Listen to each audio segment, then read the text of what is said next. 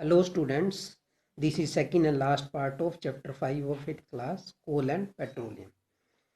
Previous part में हम fossil fuels के बारे में स्टडी कर रहे थे, कोल, पेट्रोलियम एंड नेचुरल गैस, जिसमें से हमने कोल के बारे में स्टडी कर लिया था। कोल के साथ हमने कोल तार एंड कोल गैस के बारे में भी स्टडी किया था। इस वीडियो में हम पेट्रोलियम एंड नेचुरल गैस के बारे में स्टडी करेंगे। So let's start.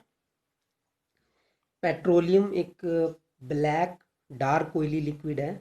इसका अनप्लेजेंट ओडर है, मतलब स्मेल अच्छी नहीं होती है इसकी, और इसको ब्लैक गोल्ड के नाम से भी जाना जाता है। ये हम बाद में बताएंगे आपको कि ब्लैक गोल्ड इसको क्यों कहा जाता है। तो पेट्रोलियम जो वर्ड है, पेट्रा मीन्स होता है रॉक्स और ओलियम मीन्स होता है ऑयल। तो पेट्रोलियम मीन्स हुआ है oil obtain from different rocks in the earth. तो पेट्रोलियम एक्चुअली है क्या, तो आप सभी को पता है जो पेट्रोल होता है वो मोटरसाइकिल, स्कूटर्स, कार, उनमें एज ए फ्यूल यूज़ होता है। और जो हैवी मोटर व्हीकल्स होते हैं जैसे ट्रक्स हो गए, ट्रैक्टर्स हो गए, उनमें डीजल यूज़ होता है। तो पेट्रोल एंड डीजल ये एक नेचुरल रिसोर्स से ऑब्टेन किए जाते हैं जिसका नाम है पेट्रोलियम। तो पेट्रोलियम एक्चुअली एक मिक्सचर है बहुत सारी चीज़ों का, जिसमें पेट्रोलियम गैस है, पेट्रोल है, डीजल है, लुब्रिकेटिंग ऑयल है, पैराफिन वैक्स है, इन सब चीज़ों का मिक्सचर होता है।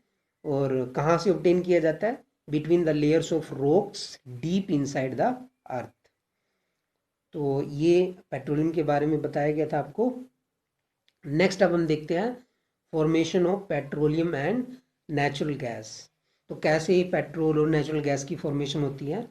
तो ये जो फॉर्मेशन होती है पेट्रोलियम और नेचुरल गैस की, ये उन ऑर्गेनिजम्स के थ्रू होती है जो सी में रहते हैं, समुद्र में रहते हैं। तो जब उनकी डेथ हो जाती है, जब मैराइन एनिमल्स या मैराइन प्लांट्स हैं उनकी डेथ हो जाती है, वो सेटल डाउन हो जाते हैं एट द बॉटम ऑफ सी। और उसके बाद उनको सैंड और क्ले, उनकी जो लेयर्स है वो उनकी बॉडी को कवर कर देती है। फिर over millions of years air की एब्सेंस में, हाई टेम्परेचर में और हाई प्रेशर में ये जो डेड ऑर्गेनिजम्स हैं ये ट्रांसफॉर्म हो जाते हैं into petroleum and natural gas. तो ऐसे फॉर्मेशन होती है। और ये डिपॉजिट्स दिखाया गया आपको, deposits of petroleum and natural gas. तो आप देख रहे हो सबसे नीचे ये रिजर्वोयर्स रॉक्स हैं, फिर उसके ऊपर वाटर है, वाटर से ऊपर ऑयल है, फिर उसके बाद गैस है। तो ऐसा क्यों है? You know oil and gas are lighter than water and they do not mix with it. Immiscible होते हैं, मिक्स नहीं होते, तो इसलिए वो ऊपर है इससे। और वो ऊपर वो फिर लगाया गया है ऑयल वेल, जहाँ से वो ड्रिल करके जहाँ से ऑयल और नेचुरल गैस को निकाला जाता है। तो ये नेक्स्ट पिक्चर है, ये भी deposits of petroleum and natural gas को आपको दिखा रही है। इसमें भी नीचे reservoir rocks, water, oil, gas ये दिखा रखी है। नेक्स्ट है पेट्रोलियम रिफाइनिंग।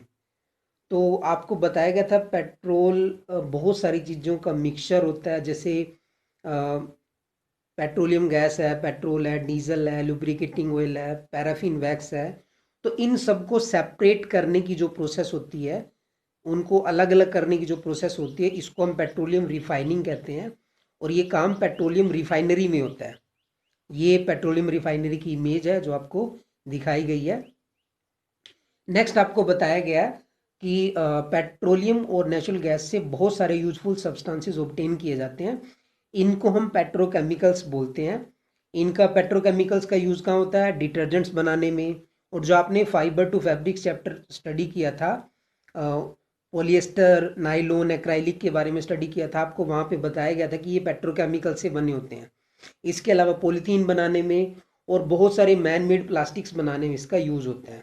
और नेचुरल गैस से हाइड्रोजन गैस को ऑब्टेन किया जाता है, जिसका फिर फर्टिलाइजर बनाने में यूज़ किया जाता है, जैसे यूरिया बनाने में। तो इसका इनका कमर्शियल इंपॉर्टेंस बहुत ज़्यादा है, इसीलिए पेट्रोलियम को ब्लैक गोल्ड के नाम से जाना जाता है। मतलब कमर्शियली देखें तो इसकी इंपॉर्टेंस बहुत ज़्यादा है, तभी इसको ब्लैक गोल्ड कहा जाता है।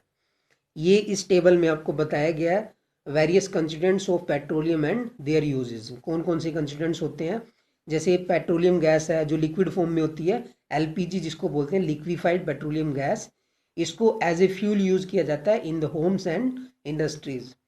सेकेंड कंस्टिट्यूएंट्स है पेट्रोल। इसको लाइट मोटर व्हीकल्स में एज ए फ्यूल यूज किया जाता है, एविएशन फ्यूल के तौर पे यूज़ किया जाता है, और ड्राई क्लीनिंग के लिए एज ए सोलवेंट इसको यूज़ किया जाता है। फिर आता है कैरोसिन। कैरोसिन स्टोव्स में, लैंप्स में और जेट एयरक्राफ्ट्स के लिए एज ए फ्यूल यूज़ किया जाता है। डीजल है जो हैवी मोटर व्हीकल्स होते हैं, जैसे ट्रैक्टर्स हो गए, ट्रक्स हो गए, उनमें यूज़ होगा, और इलेक्ट्रिक जनरेटर्स में भी डीजल यूज़ होता है। लुब्रिकेटिंग ऑयल मशीनों में लुब्रिकेशन के लिए यूज़ होता है।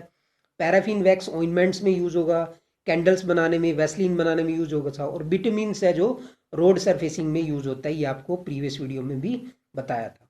नेक्स्ट हम नेचुरल गैस के बारे में स्टडी करेंगे। नेचुरल गैस बहुत ही इंपॉर्टेंट फॉसिल फ्यूल्स है। एक तो ये बहुत ही ईजी होता है ट्रांसपोर्ट करना थ्रू द पाइप्स, और इसको अंडर हाई प्रेशर स्टोर किया जाता है in the form of compressed natural gas, जिसको हम शॉर्ट में सीएनजी बोलते हैं। और सीएनजी का यूज पावर जनरेशन में भी होता है, और साथ में इसको एज ए फ्यूल भी यूज़ किया जाता है for transporting in the transporting vehicles, क्योंकि ये लेस पोल्यूटिंग है, क्लीनर फ्यूल है, इतना पोल्यूशन नहीं होता है अगर हम इसको पेट्रोल और डीजल से कंपेयर करें तो ये नेचुरल गैस के बारे में हमने स्टडी किया। अब इसके हम एडवांटेज और डिसएडवांटेज देखते हैं। एक तो क्लीनेस्ट फॉसिल फ्यूल्स है, मतलब पोल्यूशन कम करेगा as compare to petrol and diesel. Cheap है, सस्ता है, इजी टू ट्रांसपोर्ट है through the pipes. It can be use directly for burning in homes and factory where it can be supplied through the pipes. और ऐसी pipes India में वडोदरा, गुजरात में exist करती हैं, और दिल्ली के कुछ हिस्सों में भी पाई जाती हैं, जहाँ पाइप्स के थ्रू सीएनजी को ट्रांसपोर्ट किया जाता है। और डिसएडवांटेज में यही है कि इससे ग्लोबल वार्मिंग होती है, ग्रीन हाउस में कंट्रीब्यूशन होता है इसका, एक्सप्लोजिव है, विस्फोट हो सकता है, और नॉन रिन्यूएबल रिसोर्स है। तो ये इसके डिसएडवांटेज हैं नेचुरल गैस के। फिर इसके बाद आपको बताया गया कि नेचुरल गैस का use as a starting material किया जाता है for the manufacturing of a number of chemicals and fertilisers.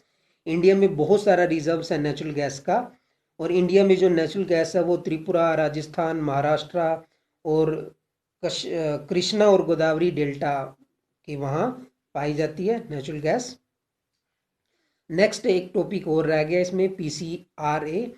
इसकी फुल फॉर्म होती है पेट्रोलियम कंजर्वेशन रिसर्च एसोसिएशन। तो आपको शुरू में बताया गया था जो पेट्रोलियम है, जो कोल है, ये ऐसे फॉसिल फ्यूल्स हैं जो लिमिटेड अमाउंट में प्रेजेंट है, एग्जॉस्टिबल है। दूसरा, इनसे पोल्यूशन भी होता है, ग्लोबल वार्मिंग बढ़ती है। इनको हमें तभी यूज़ करना चाहिए जब बहुत ज़्यादा नेसेसरी हो। इससे क्या होगा, पोल्यूशन कम होगा, एनवायरनमेंट आपका क्लीन होगा, ग्लोबल वार्मिंग नहीं बढ़ेगी, और लंबे टाइम तक ये अवेलेबल रहेंगे ताकि आने वाली जनरेशन भी इनको यूज़ कर सके। तो ये PCRA यही एडवाइस करती है कि हमें कैसे फ्यूल को सेव करना है, कंजर्व करना है। जब हम ड्राइव कर रहे होते हैं उस टाइम पेट्रोल को, डीजल को कैसे सेव करना है। तो इनके कुछ टिप्स हैं जो PCRA ने दिए हैं। एक तो हमें कांस्टेंट स्पीड पे ड्राइव करना चाहिए, मॉडरेट स्पीड रखनी चाहिए ना, मतलब बहुत फास्ट गाड़ी को नहीं दौड़ाना चाहिए, बहुत स्लो भी नहीं करना चाहिए। जब आप ट्रैफिक लाइट पे रुकते हैं या आप वेट कर रहे हो तो उस टाइम इंजन को स्विच ऑफ कर देना चाहिए। आपके टायर में प्रेशर है वो सही मेंटेन करके रखना चाहिए ताकि फ्यूल कम यूज़ हो। और टाइम टू टाइम आपको अपने व्हीकल की रेगुलर मेंटेनेंस करवानी चाहिए, सर्विस करवाते रहनी चाहिए। तो ये कुछ और इस पिक्चर में आप देख सकते हो। PCRA की गाइडलाइंस है जो फ्यूल कंजर्व करने के लिए PCRA बोलता है कि आप ऐसे इस तरीके से फ्यूल को कंजर्व कर सकते हैं। तो अल्टीमेटली आप कह सकते हो PCRA का जो मेन मोटिव है वो यही है, save fuel for the future generation. तो ये आपका चैप्टर यहाँ पे कंप्लीट हो जाता है। अब आपके लिए क्वेश्चन है कि आपको फाइंड आउट करना है वर्ल्ड में फर्स्ट ऑयल वेल कहाँ ड्रिल किया गया था, कब ड्रिल किया गया था और किसने ड्रिल किया था। और ये भी आपने फाइंड आउट करना है कि इंडिया में फर्स्ट ऑयल वेल कहाँ पे ड्रिल किया गया था। तो आप अपने आंसर मुझे व्हाट्सएप पे सेंड कर सकते हैं। तो अगर आपको कोई भी डाउट लगता है तो आप बिना हेजिटेशन के पूछ सकते हैं। Thank you, have a nice day.